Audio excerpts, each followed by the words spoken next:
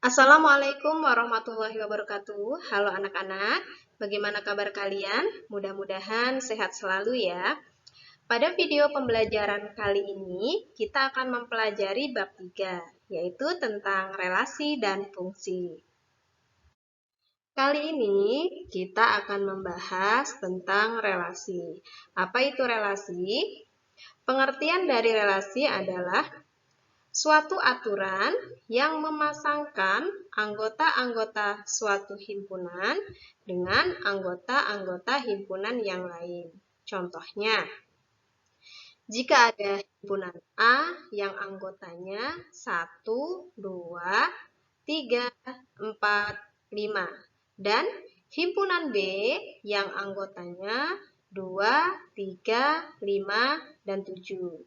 Maka, relasi yang mungkin dari himpunan A ke himpunan B adalah faktor dari. Penjabarannya begini. Faktor dari 2 adalah 1 dan 2. Faktor dari 3 adalah 1 dan 3, dan seterusnya. Untuk lebih memahami tentang relasi, perhatikan gambar bagan berikut. Di sini ada keluarga Pak Madhuri dan Ibu Marhawi. Di sini Pak Madhuri dan Ibu Marhawi mempunyai 4 orang anak, yaitu Sulastri yang menikah dengan Adim, kemudian mempunyai anak Wafi. Yang nomor 2 adalah Idris. Idris menikah dengan Mai, kemudian mempunyai 3 orang anak, yaitu Faisal, Alu, Rizky. Yang ketiga, Halim. Halim menikah dengan Ririn, kemudian mempunyai 2 orang anak, yaitu Alvin dan Najwa. Yang nomor 4, Tohir. Tohir menikah dengan Fatimah, mempunyai 1 anak, yaitu Suci. Dari bagan yang sudah kita lihat tadi, di sini kita bisa menentukan beberapa himpunan. Yang pertama, himpunan anak-anak dari Pak Madhuri dan Ibu Marhawi. Kita anggap saja himpunan A. Di situ anggotanya adalah Sulastri, Idris, Halim, Tohir. Himpunan yang kedua adalah cucu-cucu dari Pak Madhuri dan Ibu Marhawi. Kita anggap saja himpunan B. Anggotanya adalah Wafi, Faisal, Alu, Rizky, Alvin, Najwa, Suci. Sehingga di sini kita bisa membuat suatu relasi atau suatu hubungan yang mempunyai aturan tertentu, yaitu kalau dari A ke B, maka relasinya adalah orang tua dari. Jadi himpunan A itu adalah orang tua dari himpunan B. Kemudian sebaliknya, kalau dari B ke A itu relasinya adalah anak dari. Karena semua anggota himpunan B merupakan anak dari anggota himpunan A. Sudah jelas ya anak-anak ya? Setelah kita memahami tentang relasi, di sini ada beberapa bentuk penyajian dari relasi. Perhatikan tabel berikut. Anak-anak, pada tabel berikut ini ada nama siswa kelas 8. Di sini namanya ada Abdul, Budi, Chandra, Dini, dan Elok. Mereka mempunyai pelajaran yang mereka sukai. Abdul menyukai matematika dan IPA, kemudian Budi menyukai IPA, IPS, dan kesenian, sedangkan Chandra menyukai olahraga dan keterampilan. Dini lebih suka kesenian dan bahasa Inggris, sedangkan Elok menyukai matematika, IPA, dan keterampilan. Dari tabel yang sudah kita lihat, di sini bisa kita tentukan beberapa himpunan. Yang pertama, himpunan nama-nama siswa kelas 8. Kita anggap himpunan A. Anggotanya Abdul, Budi, Chandra, Dini, dan Elok. Himpunan yang kedua adalah himpunan mata pelajaran yang mereka sukai. Kita anggap saja di situ himpunan B. Anggotanya matematika, IPS, kesenian, olahraga, keterampilan, dan bahasa Inggris. Dari dua himpunan tersebut, di sini bisa kita buat sebuah relasi, yaitu relasi yang mungkin dari himpunan A ke himpunan B adalah pelajaran yang disukai. Dan setelah itu, untuk penyajiannya dapat dinyatakan dalam beberapa bentuk, yaitu yang pertama dapat dinyatakan dengan diagram panah. Diagram panah adalah suatu diagram di situ yang menggunakan dua kurva tertutup, boleh oval, boleh bulat, boleh juga persegi panjang. Kemudian anggotanya kita tulis di dalam kurva tersebut. Nih seperti gambar ya, diperhatikan gambarnya. Di sini himpunan A, anggotanya Abdul, Budi, Chandra, Dini, dan Elok. Kemudian di setiap ujungnya diberikan noktah ya. Ini ada noktahnya atau titiknya. Kemudian himpunan B juga sama, kita isikan ke dalam kurva yang sudah kita buat. Kemudian setelah itu kita menggunakan tanda panah. Nih panahnya. Abdul tadi menyukai matematika dan IPA. Berarti tanda panahnya dari Abdul menuju ke pelajaran matematika dan pelajaran IPA.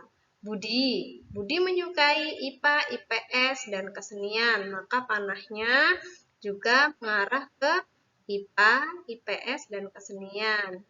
Chandra menyukai keterampilan dan olahraga. Maka panahnya juga mengarah ke keterampilan dan olahraga.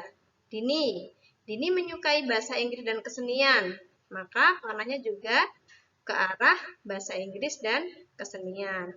Kemudian Elok ini menyukai matematika, IPA, dan keterampilan, sehingga panahnya juga ke arah pelajaran yang sesuai dengan yang dia sukai. Nah, nanti anak-anak silahkan mencoba di rumah ya, bikin diagram panah. Yang kedua, kita bisa menggunakan diagram kartesius. Perhatikan gambar. Nah, di sini berarti cara membuatnya, kita buat dulu koordinat kartesius. Pada bab sebelumnya kita sudah belajar ya, yang ke arah samping kanan dan samping kiri ini koordinat X. Bisa kita ganti dengan daerah asal atau daerah A. Kemudian yang ke atas dan ke bawah ini adalah koordinat Y. Di situ bisa kita gunakan sebagai himpunan yang kedua. Nih, tadi ya, Abdul menyukai matematika dan IPA. Cara membuatnya berarti kita tarik garis dari Abdul ke atas, kemudian dari matematika ke samping kanan. Nah, pada titik temunya kita berikan noktah. Dari Abdul ke atas, kemudian pelajaran IPA. Titik temunya kita berikan tanda titik atau noktah. Dan seterusnya. Ini contoh lagi Dini nih. Dini menyukai bahasa Inggris dan kesenian. Maka tarik garis dari Dini, kemudian dari bahasa Inggris kita tarik garis. Nah, titik temunya di sini itu adalah koordinat kartesiusnya. Paham ya anak-anak ya? Insya Allah ini lebih mudah karena kita sudah mempelajari tentang sistem koordinat kartesius.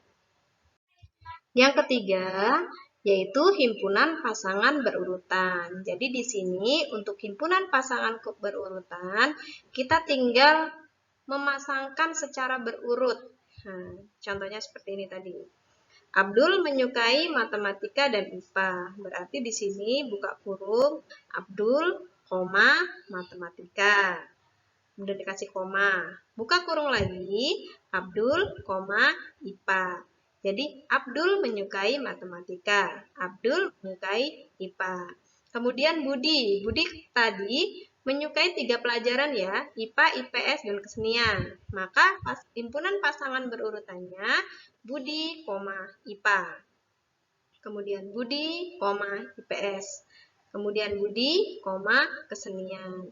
Seperti itu seterusnya. Jangan lupa, setiap pasangan harus di dalam tanda kurung. Ini ya, dikurungin.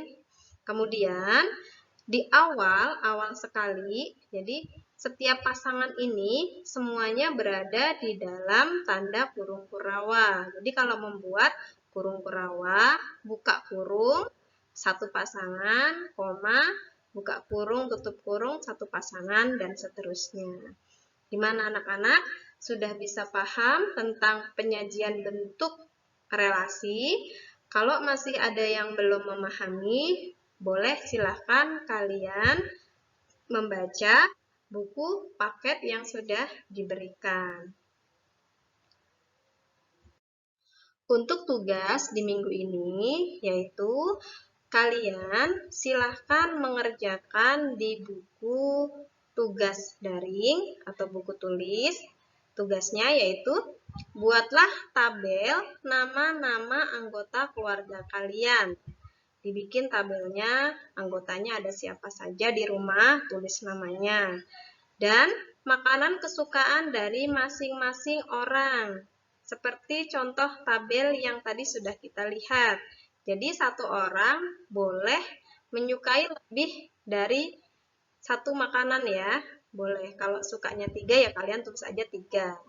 Setelah membuat tabel, kalian tentukan himpunan yang ada pada tabel tersebut. Udah dibikin tabelnya, tentukan himpunannya. Setelah itu, nyatakan relasinya apa. Kalau sudah, silakan kalian buat penyajiannya dalam bentuk diagram panah, diagram kartesius, dan himpunan pasangan berurutan. Seperti contoh yang tadi sudah Ibu jelaskan. Jelas ya anak-anak ya? Selamat mengerjakan. Mudah-mudahan video pembelajaran yang Ibu buat kali ini bisa membantu kalian dalam belajar di rumah. Jangan bosan dan tetap semangat ya. Mudah-mudahan semua cepat berlalu dan kita bisa sekolah seperti sedia kala. Ibu ucapkan terima kasih, alhamdulillah jazakumullahu khairan sudah menyaksikan video pembelajaran Ibu kali ini. Ibu akhiri, wassalamualaikum warahmatullahi wabarakatuh.